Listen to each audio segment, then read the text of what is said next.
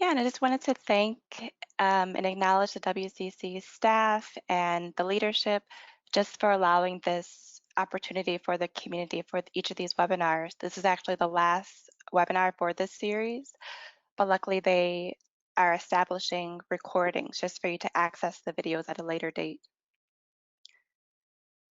But I wanted to share a little bit more about me and my background. So I'm Christina Herbin, and I'm an adjunct faculty member here at WCC. I've been teaching here since about 2012, and I mainly teach psychology courses and human service worker courses. But in addition to teaching, I also work in private practice.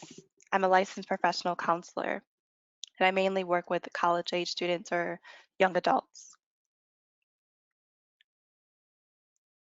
But today we're going to spend some time talking more about how we can persevere through COVID. And we are still actively in a pandemic, and this is a very highly contagious virus that's triggered major disruptions and major restrictions in our day-to-day lives. And it's important to recognize that this may have lasting impacts for some of us. And in addition, the COVID-19 pandemic has really unveiled this curtain of deeply rooted racial disparities that we're seeing that have existed for a very long time. So we're going to look at some of those numbers and just have more of a conversation to discuss what's going on. And then we're going to, like I mentioned, look at some present findings related to the racial health disparities related to COVID-19. And then we'll recognize just the impact of COVID-19 and identify a couple strategies of how we can continue to persevere through this time.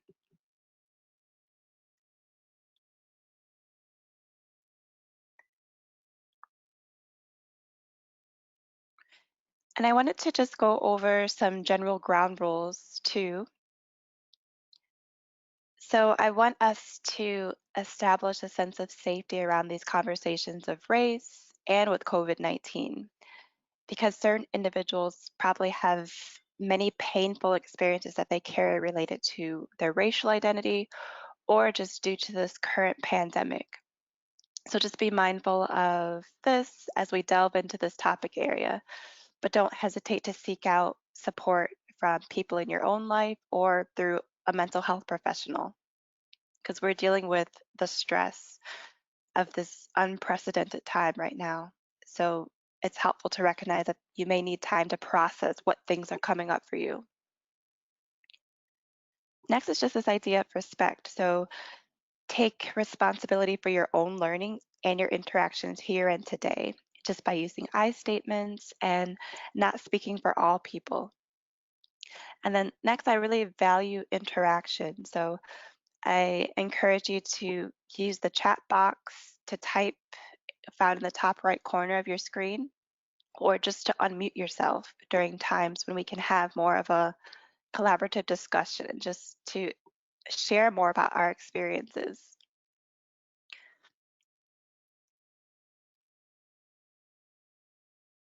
And I want to start by just sharing this particular quote that I saw from Dr. Bernice King, who's actually the youngest daughter of Martin Luther King Jr. and Coretta Scott King, the civil rights activists and leaders. And she mentioned that it's traumatizing to be living through a global pandemic and living through the viciousness of racism at a time like this. So Black people are not only enduring the cumulative effects of racism, but of the country's thousands of COVID-19 cases. They're also more likely to die from COVID-19 symptoms compared to their white counterparts. So people have described this time as two pandemics occurring. And we are experiencing these twin pandemics of systemic racism being brought more to the forefront, and with COVID-19 here in the US.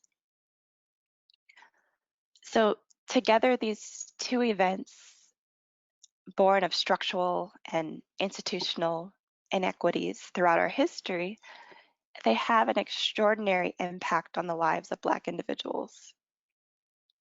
So this is not strictly just a healthcare issue, but a racism issue. So we see Black, Indigenous, and other people of color, they may not have the luxury of quarantining or staying at home during this time. So this amplifies the social and economic factors that can contribute to poor health outcomes. Like we need to keep working, like you need to keep working, what, but it puts people's bodies at risk to either deliver packages, to clean buildings, to stock shelves, to keep buses running. Also, there's decades of living with chronic stress and discrimination. So we discussed in the last webinar just the impact of race-related stress and what that can do to our overall sense of well-being and to our bodies when you experience chronic stress, like race-related stress.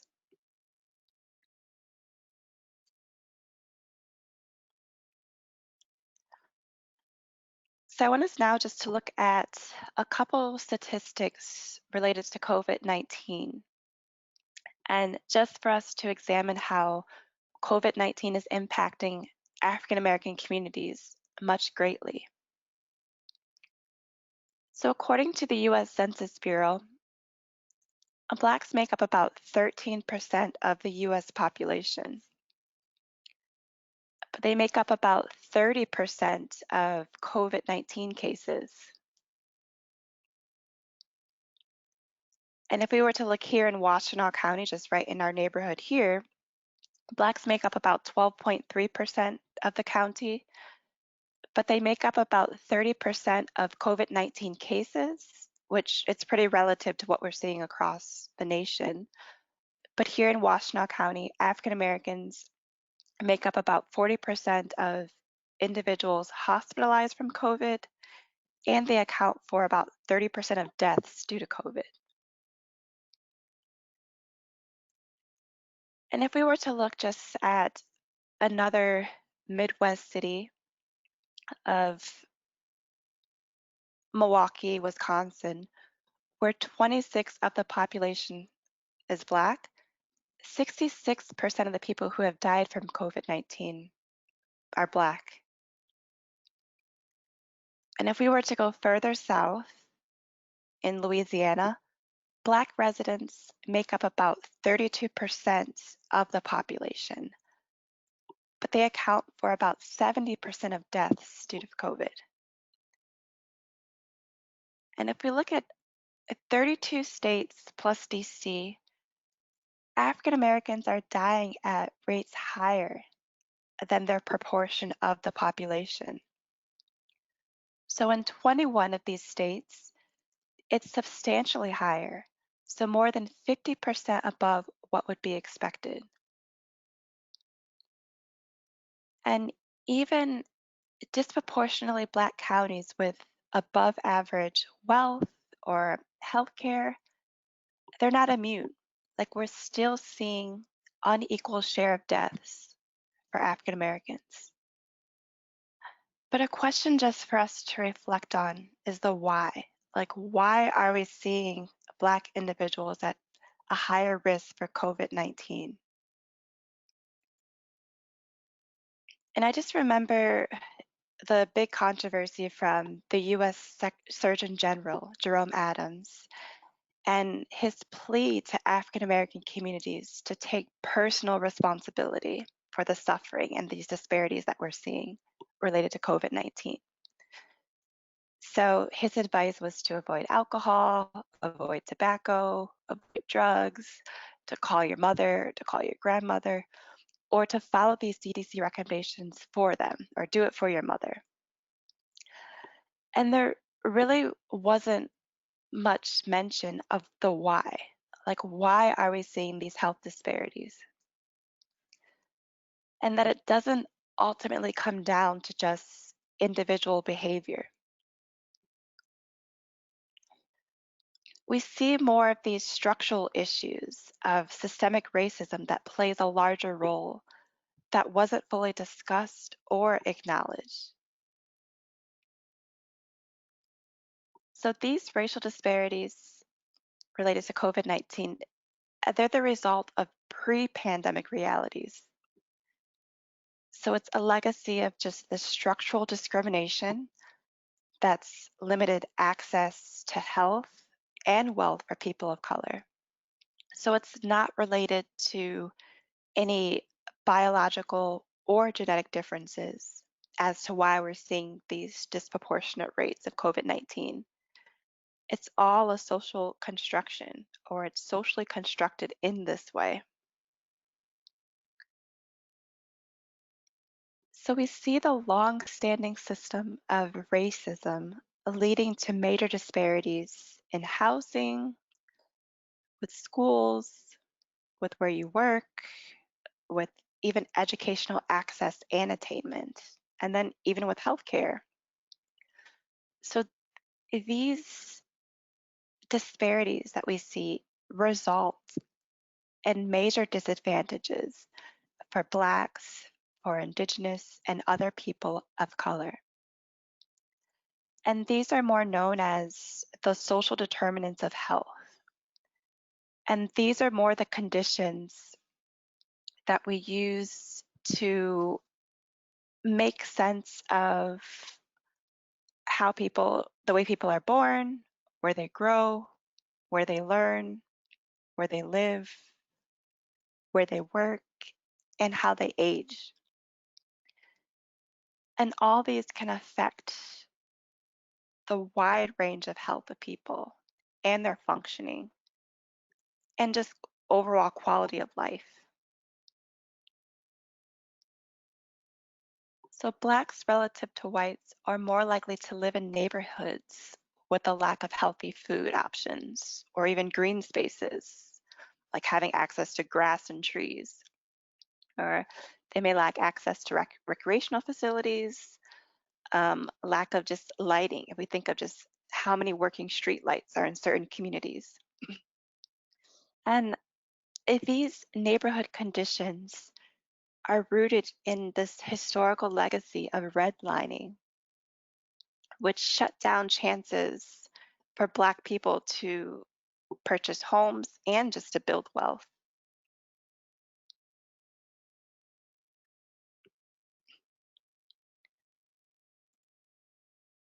So I'm sure we're all aware of these CDC recommendations that are pretty much etched in our mind of how to stay safe during this pandemic. And we recognize that this virus is highly contagious and it spreads person to person. But when it come, but when you come into contact, and we know that it spreads especially when we're likely just to come into contact with others. So the CDC has given us recommendations of how we can minimize this risk, which are just reinforced by Governor Whitmore's orders here in the state of Michigan.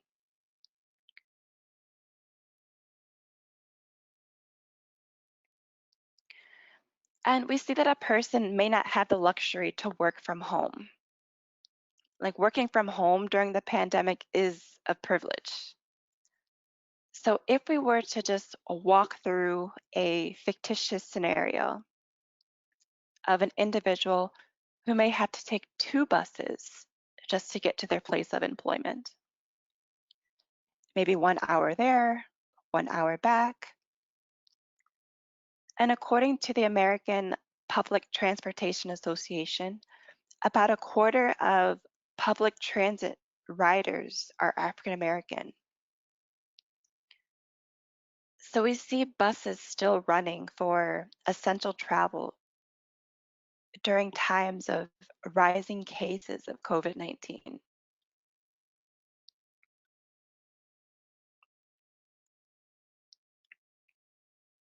We also see this current wave of critical infrastructure workers or essential workers who help sustain the overall operations and functions of communities. So African Americans represent nearly 30% of bus drivers and nearly 20% of food service workers, janitors, cashiers, stockers here in the US. So this is another prime example of the inability to follow the CDC recommendations. And just imagine like how many people you come into contact doing these particular jobs. Let's say if you were a cashier at a grocery store.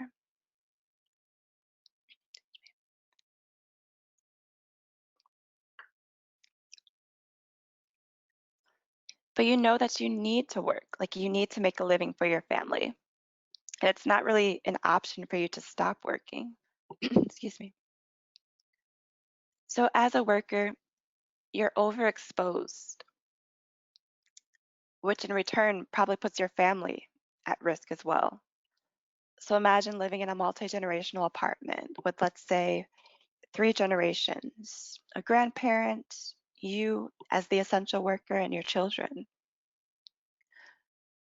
And we know that COVID-19 is concentrating in urban areas with high population density. And we also know that predominantly Black communities are more likely to be exposed to pollutants and toxins. So take not too long in our history, just a few years ago, take Flint, where individuals were exposed to dangerous levels of lead that resulted in major health consequences.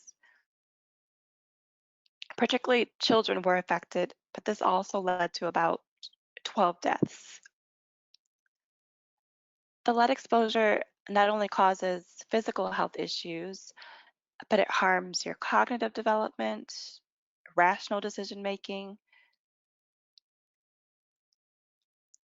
So imagine just dealing with these health issues just due to where you live, your geographic location, and then just add COVID-19 to that list. So knowing that risk is high with just day-to-day life experiences for some people, millions of people in our society have already tested positive for COVID-19. And there's still inequities related to healthcare. Oops, sorry. So African Americans are more likely to be uninsured than whites, which may lead to problems with accessing and affording care. And there's there's deep-seated inequities that disproportionately affect many communities of color, including higher rates of chronic diseases like asthma, diabetes, or heart disease or hypertension. We also see disparities with having a lack of paid sick leave or a lack of adequate health insurance. So all these can heighten the effects of crisis, especially when we're dealing with this coronavirus outbreak. African Americans are also likely to experience racial bias in medical treatment. And African Americans have carried the burden of racism for decades, which can create this level of mistrust for healthcare systems. So the US, in particular, and other countries as well, but the US has a long legacy of using Black bodies as scientific and medical guinea pigs. So rather than treating them as human beings, so if we look back just within our US government, so in 1932, the Tuskegee syphilis experiment is a testament of this unethical mistreatment. So Black participants in a study were allowed to die despite a cure being readily available.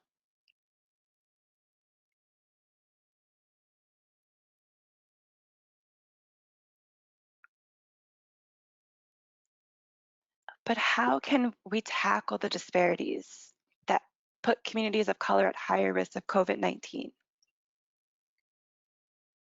And I want you just to think about this, just ponder on your own of like, where do we start before we open it up for a larger discussion?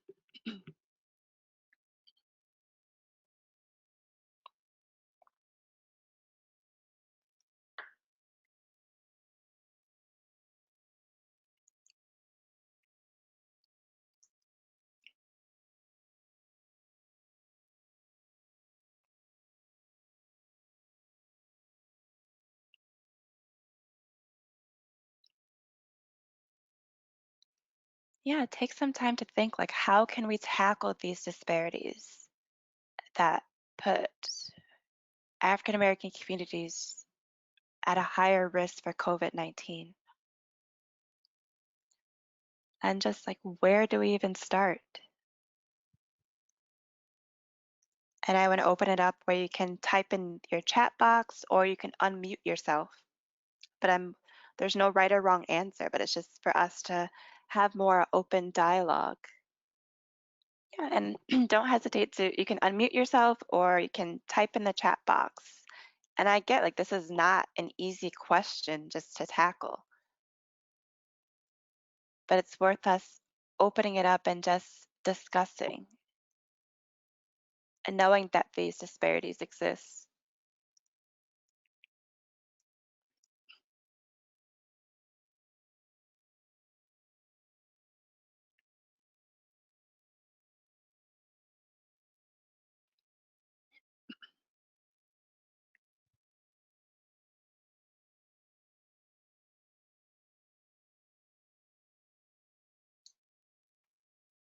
Yeah, If and you I'm look just at curious. Oh, go ahead. if you look at public health, the disease as a public health issue, then voting, who represents you in Congress um, and represents your interest becomes a very serious issue or matter in terms of registering and exercising your voting rights.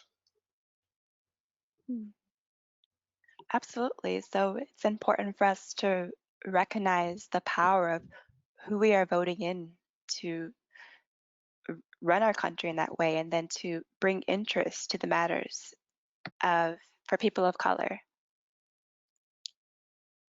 And I see someone typed in the chat box just for people just to be aware of their privilege and to do their own work on both the personal and collective level. And I see like even creating more of a political task force to maintain this effort. So I get there has to be a concerted effort to address these issues because it's not something that could be fixed overnight. I see, but just taking a closer look at yourself. So just examining yourself and work from there. So having that awareness is key. I see having affordable childcare, access to education. Let's see if we can go back up. After school programming, mentoring.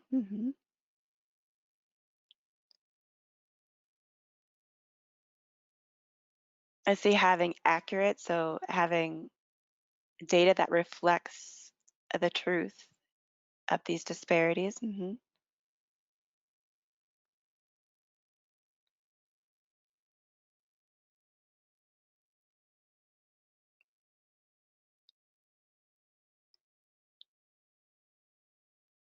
see being just aware of your own careers and passions and how you can continually work to just make space for everyone.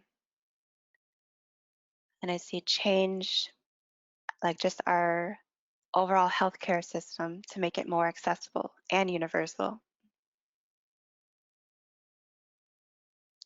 So you look for ways to help, like be there from babysitting, shopping for others. Yeah, so I'm seeing that to tackle this issue, it's going to take work from an individual level, community level, societal level, and just the larger macro level for us to address this issue.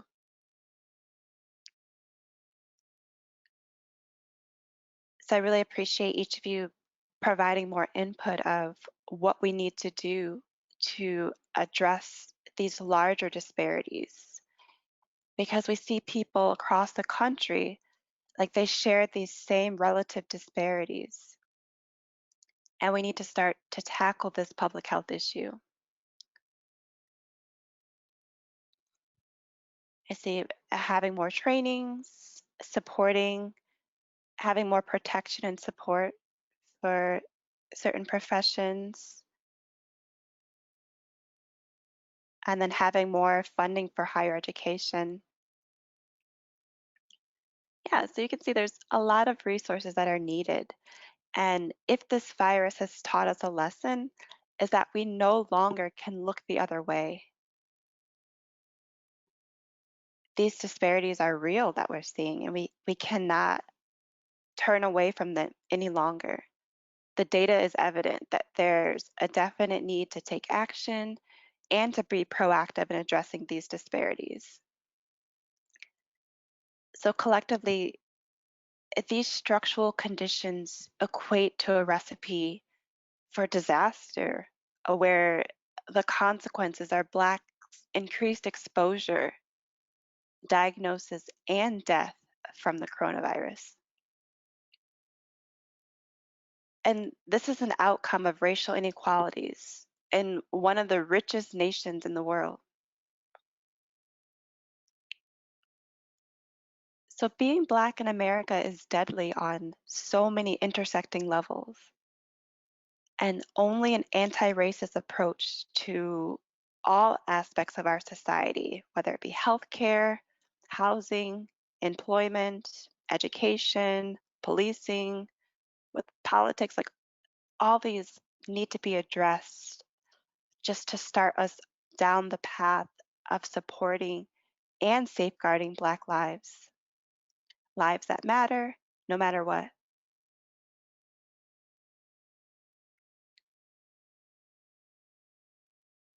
And I like someone's reference, like, this is a marathon, it's not a sprint. Like, it's gonna take time. It's not gonna happen overnight, but it takes a collective effort and emphasis for us to do our part, depending on what level we're at, and just to acknowledge that it must occur in a variety of levels, from the individual, community, and the larger macro levels.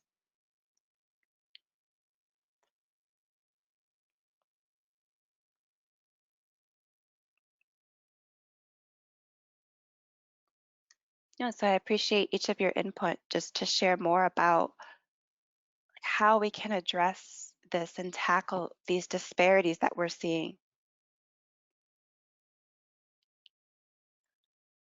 But I want to open it up to just the impact of COVID-19.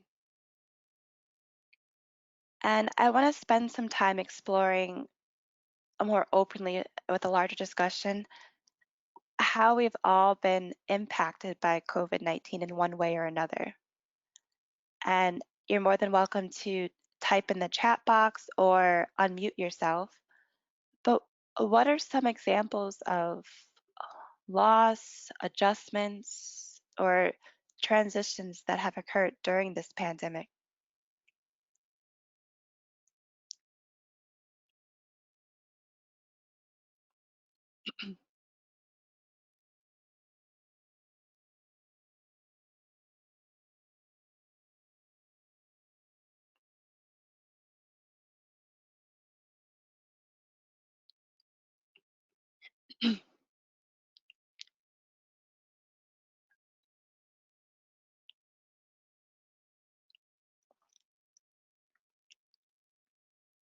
Yeah, take some time to just reflect and to think about just examples of it can be from your own personal experience or things that you've observed.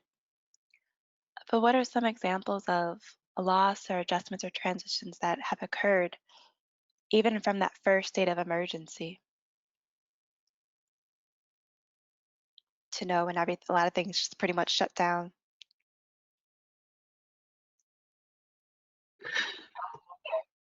I actually was in a conversation last week with a small group, and this exact question was asked. And I happened to jot down some of the responses I heard because they were just so rich. So I'm happy to share a few of them with this group as well. Yeah, that'd be nice. People said that because of COVID-19, they've really experienced a sense of being less driven. Sometimes understanding that all we have really is this one moment.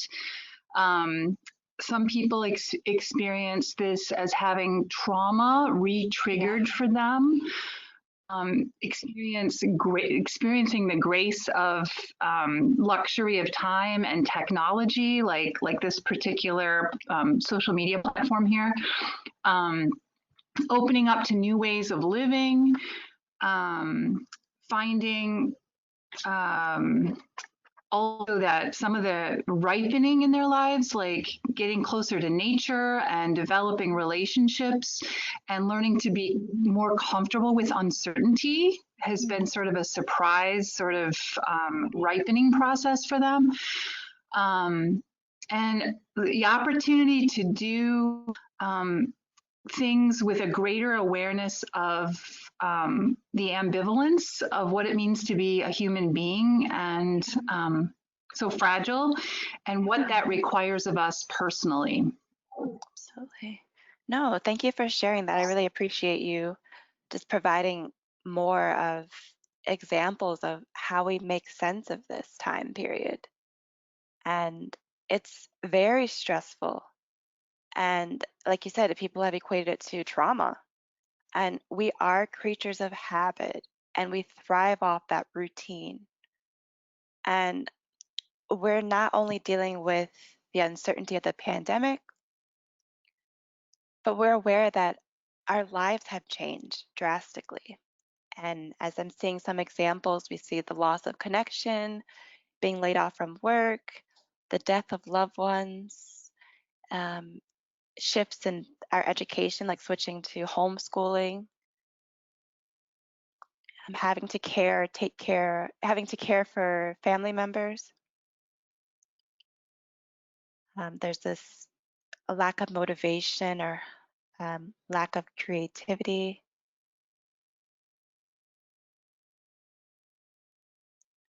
Yeah, so we can see that there's a lot of challenges that we are having to come to terms with during this pandemic.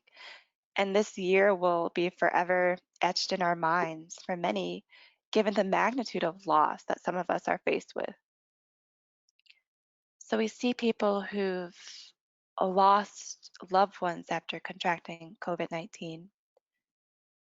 And we see people at pretty much every stage of life around the country, around the world, of different ages, races, and different social economic statuses. It's also disheartening to know that we cannot grieve in a traditional way to honor the life of a person that we've maybe lost.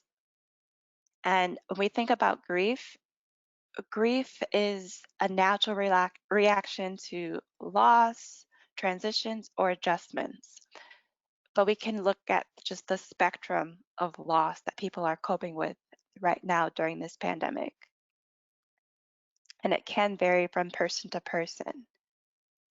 And everyone is grieving in their own way. And how we grieve can even vary. And that could vary depending on just you as a person or your developmental age as well. And these are just some examples of grief reactions that we're likely to see. So we see just physically, so having headaches, feeling tired, aching muscles, feeling having an upset stomach, or even from an emotional standpoint. So we have more emotions of sadness, we're more irritable, we get angry, we have feelings of just disbelief, despair, guilt. And from a mental standpoint, like we're more forgetful, we have a tough time focusing, we may experience some confusion or poor memory. And behaviorally, we may experience some changes just in our sleep patterns. We may have more vivid dreams or nightmares. We may experience shifts in our appetites. So we may be eating more or eating less. We may have moments where we just don't really feel like talking to other people or just being around other people. You may have moments of just being filled with sadness that makes you want to weep or makes you want to cry. And from a social standpoint, we may avoid certain friends or avoid people because we don't know how to help or we don't know what to say sometimes. Or you might also feel the pressure just to be strong for your family or to be strong for your friends, even though you may be suffering internally with your own battle. From a spiritual standpoint, your beliefs may be challenged if you have a spiritual or religious identity. You may struggle to have faith in these things that you once believed in. So these are just some ways of how we've been reacting given the magnitude of what we're dealing with right now. And one quote that I pulled from my intro psychology textbook is that we sometimes overestimate the duration of our emotions and underestimate our resiliency and capacity to adapt. So, if you were just to dial back in your own personal narratives, I'm sure you can think of maybe a painful experience that you've had to go through. And maybe when you were in it, it just felt like that pain would never go away. And although that painful event or experience will be forever etched in your mind, we have adjusted and we have adapted to that experience. And we no longer feel that emotional state as intensely as we did in that initial moment. And resiliency is typically defined as the capacity to recover from difficult life events. So it takes time and strength and just help from other people just around you. And it's good to know that we're likely to experience setbacks along the way, but eventually we do reach the top of this bell curve of just coming out of being down in the dumps or going through a hardship. And we have the ability to look back and notice like how far we've come. And it just may look a little different than when it was before. And some people sometimes define life before the upsetting event and what life looks like after. It may just look a little different. And grief over the loss of a loved one or just the emotions you feel after a traumatic event or any major adjustment or transition, they can linger on, but usually even tragedy allows time for healing and a lessening of that emotional pain.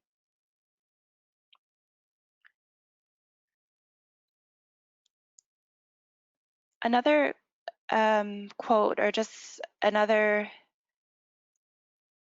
thing I want to acknowledge is that there's a term known as effective forecasting, which it's it's to imagine the emotional impact that future events will have on us, whether it's something good happening, like getting a gift for someone or winning the lottery, or if we were to experience unfortunate events, like learning of a serious illness of a loved one or experiencing the death of a family member.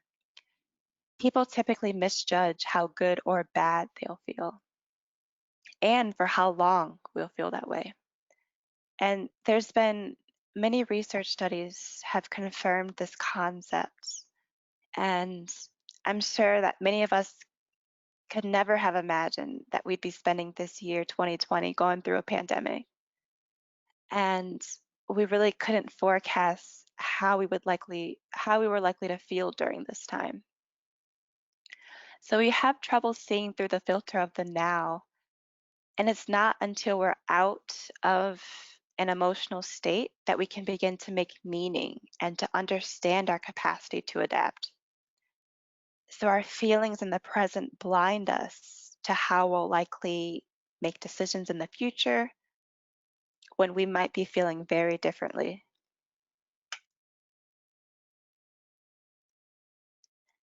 And just this idea of perseverance. So perseverance is the ability to keep doing something in spite of obstacles.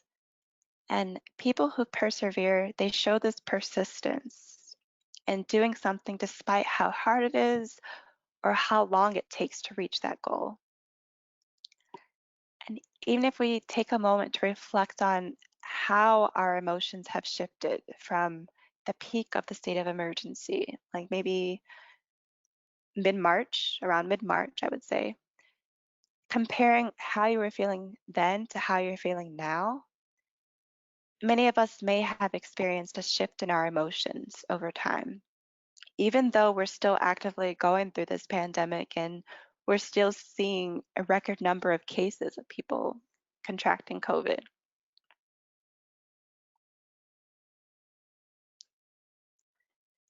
I want us just to spend the last part of this webinar discussing a couple strategies of how we can continue to get through this challenging time. And I want to just focus on this idea of self-care, finding meaning, and connection. So to start, when we think about self-care, there's four pillars for us to maintain this emotional regulation, and that consists of sleep hygiene, nutrition, staying physically active, and social support.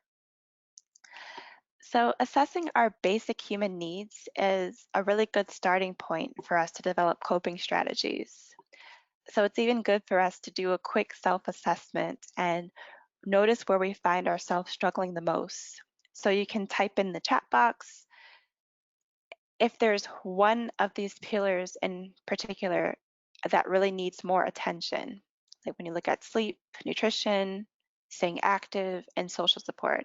If you don't mind just sharing where you feel you're struggling the most to incorporate into your day-to-day life now.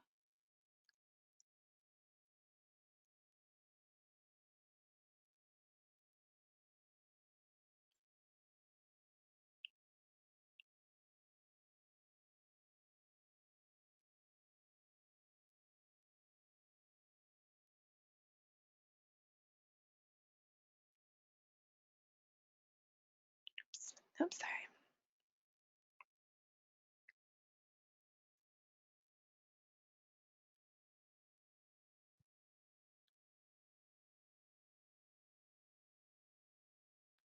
Yeah, take some time just to self-assess and to think about which of these four pillars we are maybe struggling the most with in ourselves.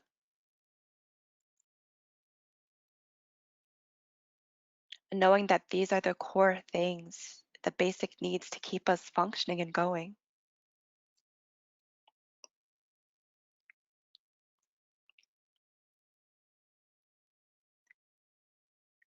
And this really helps us to reprioritize our basic needs and to put us in the best position just to cope with these outside sources of stress.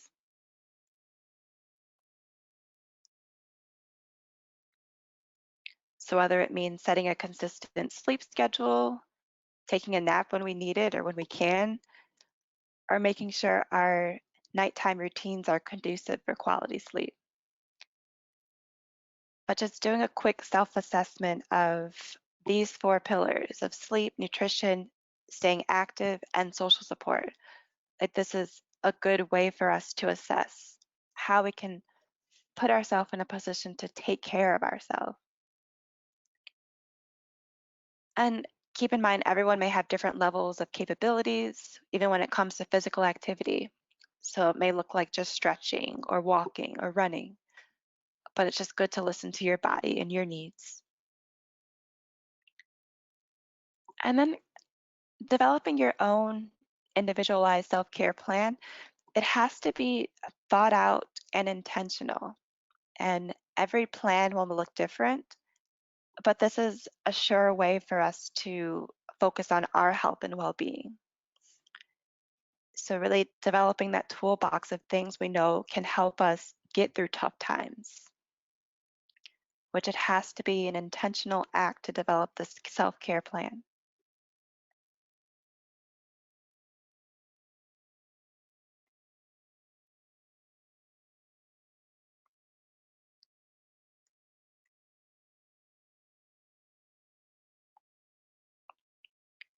Next is just finding meaning. So, resilience tends to increase when people have a sense of purpose.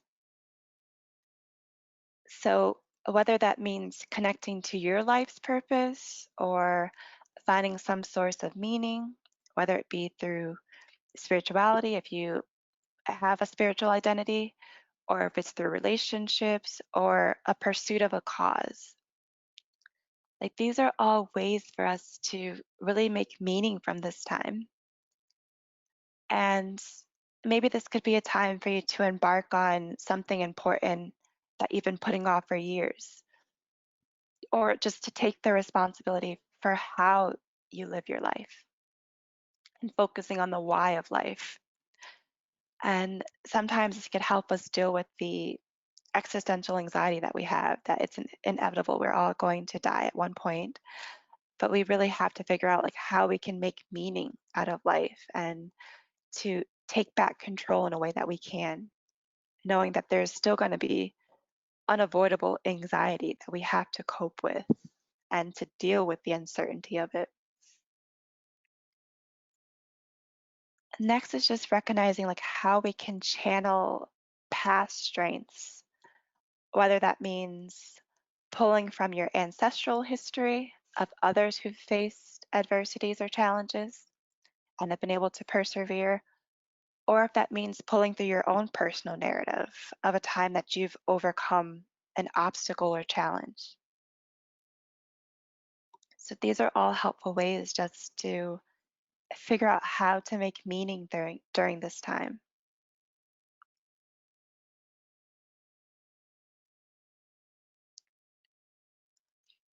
Lastly, it's just this idea of connection. So we are all social beings and we thrive off connection as a basic need for our survival.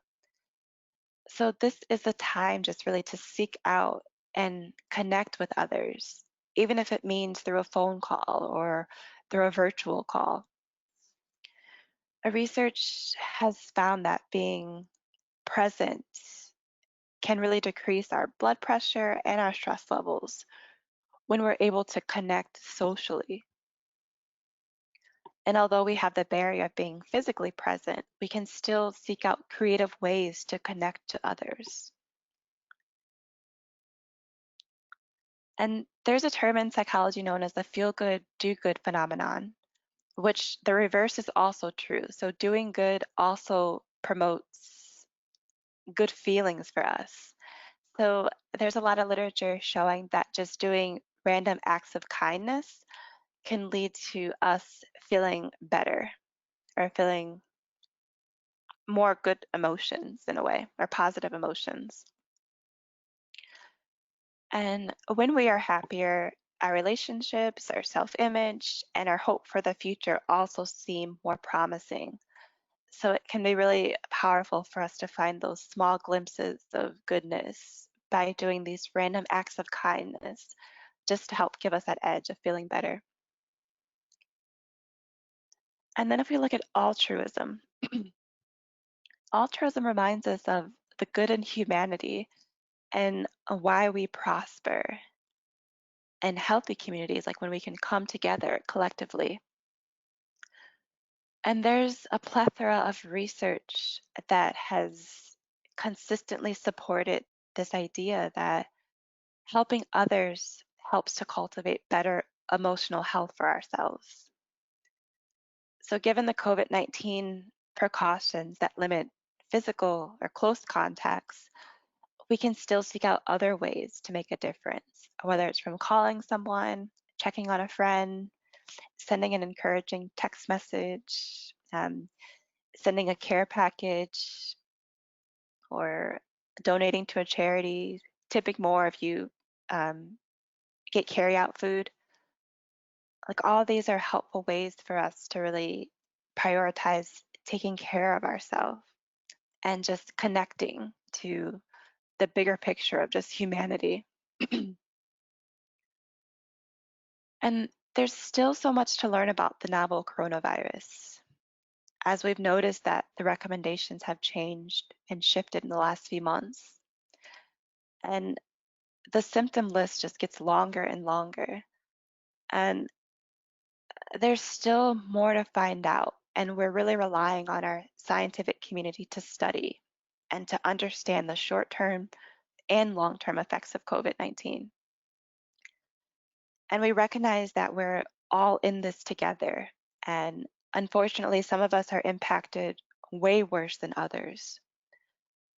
But we still all have to take the baseline precautions to stay safe during this time by wearing our masks, keeping distance, reducing close contact. And there will come a time, and once we are able to emerge out of this pandemic, some individuals' lives will never be the same.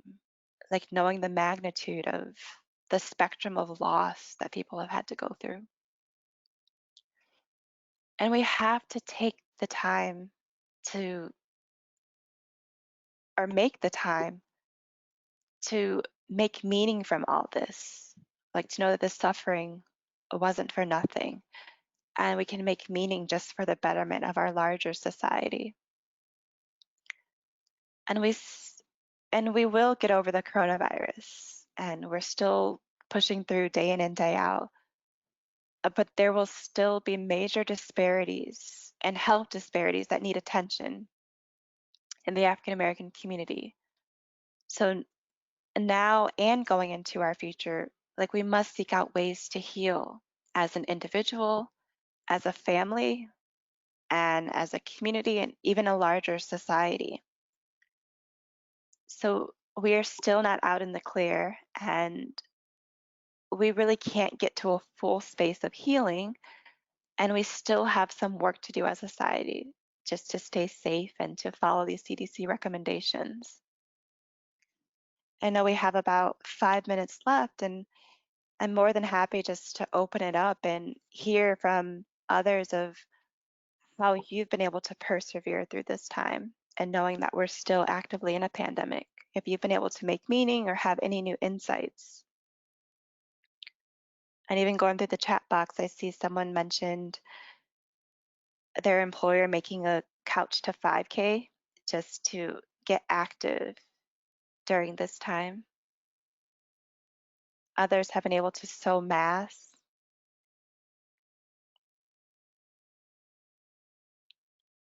But what are other ways you've been able to really make meaning or to connect or to take care of yourself during this time?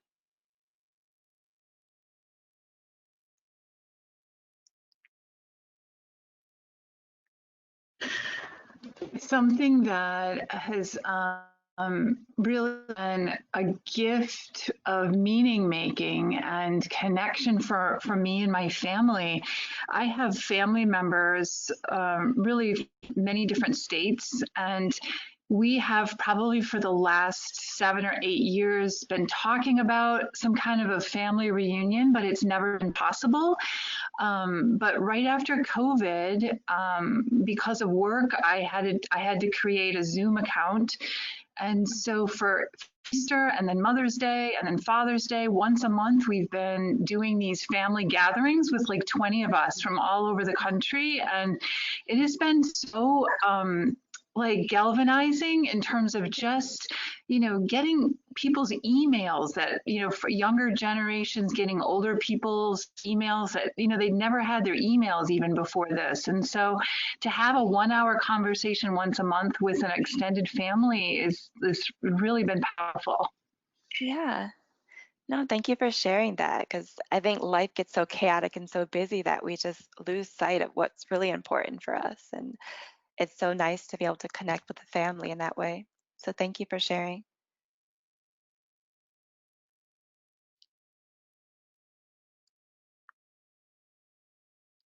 And I see people have typed in the chat box of being able to get into plants more, like connect with nature in that way, walking more, meeting people, like meeting your neighbors. This is a big thing. Just having family game nights,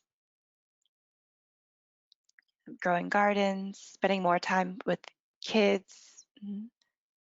Yeah, so there's a lot of ways for us to continue to work on how we can persevere through this time. knowing we're still actively in a pandemic. And once we do emerge from this space, there's still work to do as a society, just for us to heal collectively and to address the health disparities that we're seeing. Oops, sorry. So thank you again for joining during this webinar, and just for those of you who've been able to attend throughout the 5 webinars.